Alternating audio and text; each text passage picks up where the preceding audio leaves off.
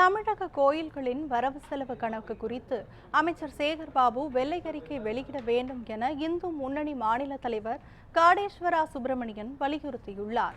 கரூரில் இந்து முன்னணி செயற்குழு கூட்டம் மாநில தலைவர் காடேஸ்வரா சுப்பிரமணியம் தலைமையில் நடைபெற்றது.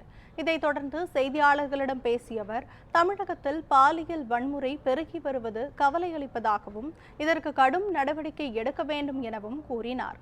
வருகிற சட்டமன்ற தேர்தலுக்கு முன்பாக வாக்காளர் பட்டியலை சீரமைத்து போலி வாக்காளர்களை கலைக்க வேண்டும் என்றும் வலியுறுத்தினார்.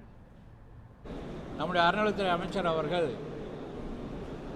2000 கோயிலுக்கு மேலே கும்பாபிஷேகம் செஞ்சுக்க சொல்லியிருக்காங்க. நாம் ஹிந்து மொழி தொடர்ந்து சொல்லிக் கொண்டிருக்கின்றது, வரவு செலவு கணக்கு காமிக்கணும், வெள்ளை அறிக்கை கொடுக்கணும்னு சொல்லி தொடர்ந்து சொல்லிகிட்ருக்கோம்.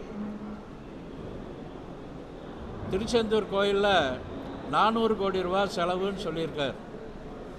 இது மாதிரி பல்வேறு கோயிலில் செலவு செஞ்சிருக்காக, அவங்க கணக்கு எழுதியிருக்காக தகவல் வந்து கொண்டிருக்கின்றது.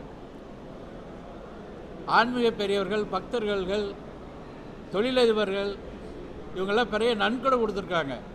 யாரெல்லாம் நன்கொடை கொடுத்துருக்காங்க, இவங்க என்ன செலவு பண்ணியிருக்காங்க அப்படி சொல்லணும் அப்படி நாம் தொடர்ந்து கேட்டுட்ருக்கோம். இது வரைக்கும் எந்த விதமான தகவல் இல்லை.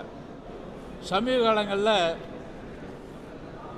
சின்ன குழந்தைகள் எல்லாம் பாலியல் இதுக்கு பலியாகிறாங்க. அதுக்கு காரணம் போதைப் பொருள்.